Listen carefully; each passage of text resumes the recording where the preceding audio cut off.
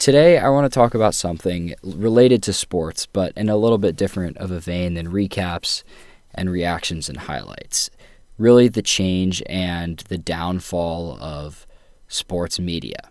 I'm saying downfall because we just saw in the past couple of weeks, or in the past month now, the Washington Post has eliminated their sports section through really as part of wider layoffs there in their newspaper as well. Saw the New York Times as well remove their sports section, and they just moved it exclusively over to The Athletic in 2023. And this is indicative of losing revenues from sports, but a big issue of that is the change of sports media. The journalism is changing as an effect to some larger trends, and this is a huge problem. We're going to get into all that today. So if you're new around here, if you enjoy this, please subscribe. It doesn't cost you anything. It's free. And we talk about all things sports related. So let's start here with ESPN. So ESPN recently laid off, has been on a tear of layoffs as of late, really since COVID, laying off all kinds of journalists, on-air talent. And this is for a lot of price-cutting things. So they have really suffered with decreasing subscriber counts since people switched off of cable during COVID. And basically, once you start having to pay for ESPN exclusively, less people were watching sports, meaning less people were subscribing to ESPN, and they started to increase their costs. The subscriber totals here have dropped by 30 million since 2020 for ESPN. And while their revenue and valuation is still high, it's still very successful and a successful company, but it's not what it was. It's not growing, and it's not as beloved as what it was. So why? Why are less people watching ESPN? Why are they increasing their prices? What's really the deeper part of this? And I think there's a lot of ways that you can take this route. We're kind of talking, we're looking up articles, looking up whatever else, but let's just take a look here at the ESPN page for today. This is a normal ESPN day. We've got ranking NFL top free agents, spring training with World Baseball, bracketology for Miami, undefeated Miami of Ohio, who we just talked about yesterday, versus Ohio. And then we get down into our journalist section here. We've got Stephen A. Smith. Mendoza being injected to some imminent misery. Zion should elevate his play. Stephen A. isn't buying the Celtics. And this is kind of our journalism here. And just snuck in here is Jackson Profar facing an 102-game PED ban. Why is that not our headline? Of course, ESPN didn't break this story, and I think that is part of it. But you look down here, we just looked through a quick run of ESPN. This is not good journalism. The top article is ranking NFL free agents. Ranking? We're not even talking about real journalism. You know, the Cardinals are planning to cut Kyler Murray. Okay, that's interesting. But this story, another violation, this is like the biggest news that we have today. And ESPN, there's a lot of issues right now. When we went down over here to our analyst, our investigative journalism guys here, it's all Stephen A. Smith. And this is a big issue of why they've been firing so many on-air talent people, is that Stephen A. They fire other people and they increase Stephen A.'s salary. People talk about political things, that's a reason to get him off. People criticize the leagues, they criticize executives, let's get him off, because people will watch Stephen A. And it's an issue. And not to mention that ESPN is in bed with these teams, with these leagues. They have contracts with the leagues. They have contracts with betting agencies. And so you're really filtered for what you can say. And journalists are unable to do the work that they do so well. Let's just look at something that happened a few months ago this fall. We covered the story at the time in October, but Terry Rozier and Chauncey Billups were arrested with part of gambling investigations with the Russian mafia involved in NBA basketball, telling guys to bet the under, to sit, all things around that. And right down here in this corner, you can see this little ESPN bet 10, get 100. They're advertising betting on a betting scandal, promoting betting, and this is supposed to be our media. How does this make any sense? It's all connected together, and even the breaking news of ESPN, breaking trade stories, breaking news, this is the same people. I have nothing against Shams. I have nothing against Woj, who left here back a few years ago. I think, here we go. This is just laying out some of the people that have previously left.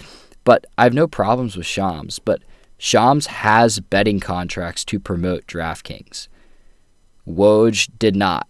The guys that they're keeping around, the rock stars, the good journalists, are people that are in bed with these teams because those people can make the most money.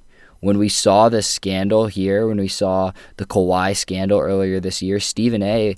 got on air the next day and was blaming Kawhi. He was defending Steve Ballmer and blaming Kawhi. And right now, as we saw just even looking at ESPN, this is the stories that people are writing are made for people to click on. They're not made to be good stories, good investigative things, interesting opinions, interesting perspectives. This is made to get people to click on it and to disagree with it, which can be entertaining. Don't get me wrong. This has been the whole move really since First Take.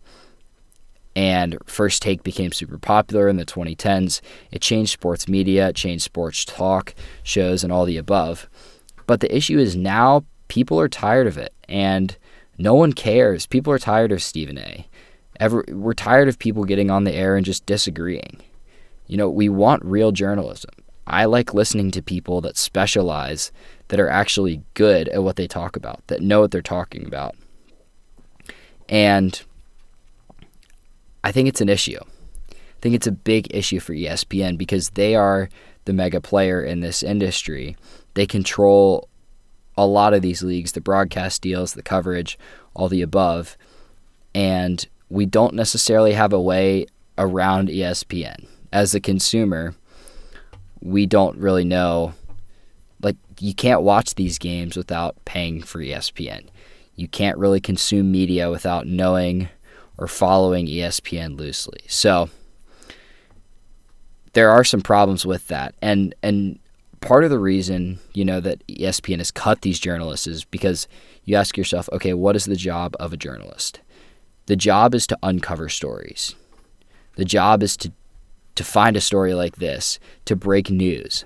And this is what the Washington Post was so good at. Some of the most important stories broken in America in the past 100 years have come from the Washington Post. Political stories, sports stories. Look down some of these names: Sally Jenkins, Tony Kornheiser, Michael Wilbon, Christine Brennan, Thomas Boswell, John Feinstein, the late great John Feinstein. These people were essential to breaking stories and staying current, staying on the edge of the narrative, pushing teams, pushing executives, pushing leagues. And we don't have that right now. And if you watch college football at all this season, you would have thought the same thing. The product that we have on the field in college football is fantastic. But the NIL, the leagues, the media coverage is bad. It is quite honestly bad. We have schedules that don't make sense. We have travel. We have big noon games, the biggest game being a noon slot in the Big Ten every week. Things don't make sense. And these media companies are all in bed with the broadcasting, with the leagues, and they're not allowed to criticize. And the journalists do. And so this is the problem.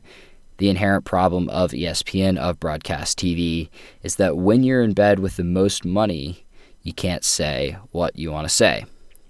So looking back here at the Kawhi story, the guy that broke the story spent 7 months breaking and collecting news. It was an independent journalist who actually worked for ESPN, and he spent all this time breaking the news. But then he gets on, and the people at ESPN are criticizing him, saying, after they interviewed Steve Ballmer, they did not interview Steve Ballmer. It was a lackluster interview at best. But they got on the air, and they asked Steve Ballmer questions, and they gave him the benefit of the doubt, apparently. But to me, it all is just fishy. And without journalists, without people in sports, we're not going to have criticism. We're not going to have people being checked. We're going to have just this betting media conglomerate ruling the population, where people are treated less as individuals and more as consumers and part of an algorithm. And this is wrong. This is not the way that the future, it just makes the future look so bleak, guys. And it shouldn't feel that way. So, also for me, being around sports media, TV's fun, but there's something inherent for me about journalism and what that means to me of covering the stories, being on the edge of the news, being around the teams and the coaches in a more intimate way, writing, expressing these things in words and in pictures, where it's not about grabbing someone's attention exclusively. It's about writing a really good story. And with a good headline and with convincing writing, you'll get people to read your story. And I think it's just a sad truth that today's media is moving away from this. Even the New York Times, the biggest sports department in the country for a paper, was outsourced over to The Athletic. And not that The Athletic doesn't do a great job. They do. But we need journalists to cover local areas, to cover local teams, local papers, because when people specialize, they're better. This is, evident in almost anything you can find. When you specialize at something, you're better.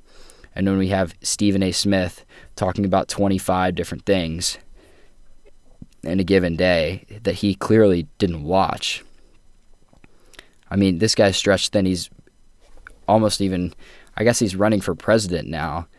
He can't watch all these games. He can't provide good analysis. It's not good journalism inherently. And I think ESPN is doing a really poor job at this. They've got a few people that are stretched really thin, that are working hard, and rather than investing their money in many people to do specific things, they're investing in a couple of people to do a lot of things. And even if Stephen A. Smith was just in basketball, would you rather have him earning $20 million or 10 people earning $2 million that all cover different sides of the game? I would take the latter. And I think most of you watching will as well. If you watch this channel, we don't necessarily talk about things in the same way that everyone else does. And I love sports. I love sports media. This is something that I'm interested in, that I want to do. And the issue is right now, how can you really willingly go in to sports journalism when this is the state that it's in? How are you supposed to want to write and be able to write, have opportunities to do these things today, considering all of the troubles that this industry is in? And while it's important, no one is behind it supporting it. So I think we have some really big issues to address in sports media. And yeah, we're going to keep covering this. We'll have some more videos as well. But I just kind of wanted to flush out my thoughts here about ESPN, about the problems. And if you want a more in-depth, more evidence, more presentation-like video, let me know, because I can put that together editing. I'll have some more time in the next few weeks. But we're going to keep going daily till the end of the week, and I'll see you guys tomorrow.